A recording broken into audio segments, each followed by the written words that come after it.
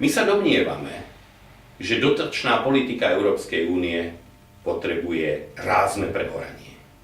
A ak hovoríme o prehoraní, myslíme tým napríklad na obrovský nepomer medzi peniazmi, ktorými Európa dotuje poľnohospodárstvo a ktorými napriek plamenným výzvam nedotuje výskum, vedu a vzdelávanie. Deklarácii o tom, ako sa staneme najvýznamnejšou zónou vedy, vzdelania a ekonomiky, podpísané pred 5 rokmi, sa strapnili svojim nenaplnením.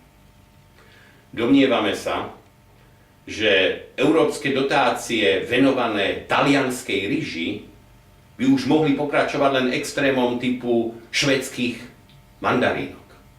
Nepochybne za primeranú dotáciu by aj za polárnym kruhom mandarínky vyrástli. Otázka je, či nie je lepšie miesto rečnenia a prípadného finančného podporovania rozvojových krajín otvoriť svoje trhy ich poľnohospodárskym výrobkom, pretože tým im dáme do rúk vlastnú ekonomickú prosperitu a podporovať v Európe len to, čo je evidentne rozumné. A talianská ryža rozumná nie je.